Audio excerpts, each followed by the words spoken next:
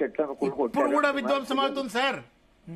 At this point of time when we are debating now, ఇప్పుడు కూడా దొంగలు గనక, దోపిడి దొంగలు గనక ఇండ్ల మీద పడ్డట్టుగా ఆ ప్రకృతి వనం మీద పడ్డారు ఇవాళ జేసీబీలు ఈ క్షణంలో. ఇంత దుర్మార్గం చెప్పురి. కోర్టులో కేసు ఉంటది, 7th నాడు కౌంటర్ వేస్తామని ఏజీ చెప్తాడు. కౌంటర్ వేసేదా కూడా ఉబ్బా కదండి, నాకు అర్థం కాదు జేసీబీలు పంపడానికి.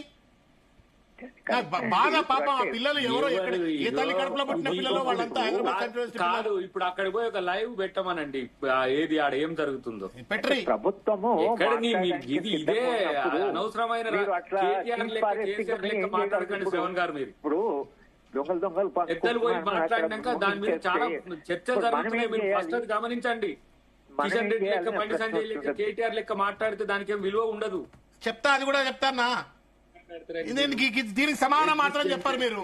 ఎప్పుడు దాన్ని ఆపి దీనికి సమానం చెప్పారే, ఈ సమానం చెప్పారే. మీరు చూపెట్టాలా రాత్రిపూట మీ వీడియోలు చూపెట్టినా, రాత్రిపూట మీ జేసీబీ వీడియోలు చూపెట్టినా, రాత్రిపూట పీకాక్ సరుకులు వినిపియనా నేను మీకు?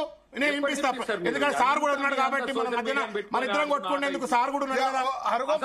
ఒక మాట, మీకు ఏం రైట్ ఉందండి? ఇన్ని సంవత్సరాల నుంచి దాన్ని కాపాడలేని మీరు మాట్లాడే నైతిక ఎక్కడ మీకు బీఆర్ఎస్ పార్టీ? అక్కడ ప్రైవేట్ వాళ్ళకి పర్మిషన్ ఇస్తారు, వాడు మొత్తం నాశనం అవుతుంటే పోయి కొట్టాడారు. ఉల్టా చోర్ కోత్వాల్ కూడా అంటే ఏమంటుంది?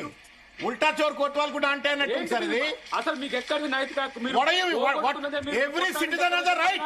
రేవంత్ రెడ్డికి ఎంత హక్కు ఉన్నదో ప్రతి పౌరుడికి హక్కు ఉన్నది. పౌర హక్కుల నాయకుడు ఉన్నాడు మన చర్చలో ఇప్పుడు. దయచేసి పౌర హక్కుల సంఘం నాయకుడు ఉన్నాడు ప్రొఫెసర్ హరగోపాల్ గారు. ఆయన ముందు అంటున్నావు నువ్వు ఇవాళ తోటి పౌరుడికి హక్కు లేదని. ఒకవైపు స్టూడెంట్ హరగోపాల్ గారిని మీరు చెప్పేది రైట్ అని మా హక్కు లేదని. హరగోపాల్ గారిని చర్చలో చెప్పమనండి.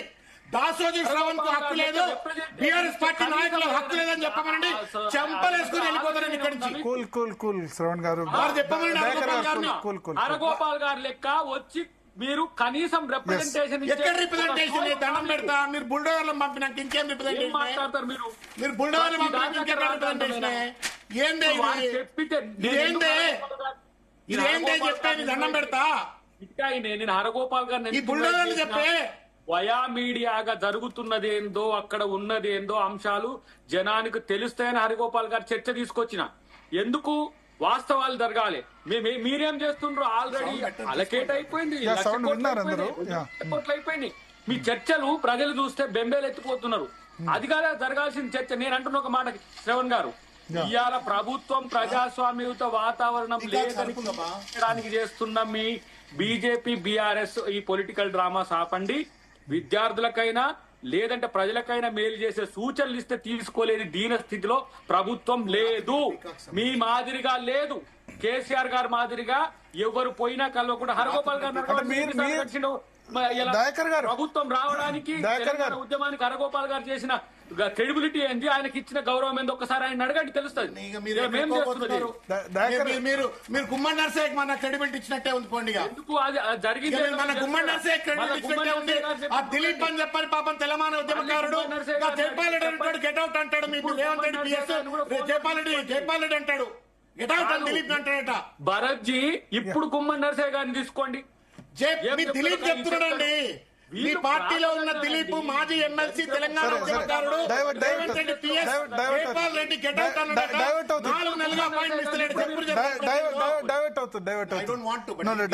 సో ఒకటి ఇప్పుడు దయాకర్ గారు ఏమంటారంటే ఇప్పుడు professor Haragopal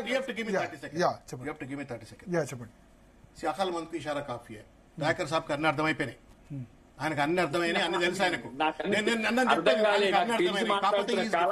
He's become a devil's advocate. Unfortunately, he's become a devil's advocate, and he knows the mistake that he's committing is wrong. నేను ఒకటే చెప్తున్నా, ఒక విషయం చెప్తున్నా అన్న. మీరు ఏమన్నా అనండి, ఈ చర్చ ఇంకా 4 గంటలు చేసినా మీరు ఒప్పుకుంటారని నేను నమ్మట్లేను. ఒప్పుకునే మనస్తత్వం ఉన్న ప్రభుత్వమే అయితే మీరు కోర్టులో కేసు ఉండగా బుల్డోజర్లు పంపరన్నా. మీరు పాపం నిరసన తెలుపుతున్న విద్యార్థులను ప్రజాపాలన పేరు మీద అధికారంలోకి వచ్చి నిరసన తెలుపుతున్న విద్యార్థుల పైన గొడ్లను బాదినట్టు బాధరన్నా. తర్వాత అటెంప్ట్ మర్డర్ కేసులు పెట్టి మీరు పిల్లలను జైల్లో పంపరన్నా. మీరు ఒప్పుకుంటారని నేను అనుకోవట్లేను. ఇది కేంద్ర ప్రభుత్వమే దీన్ని ఆదుకోవాలా, ఆదుకుంటది అని చెప్పని అనుకుంటున్నా.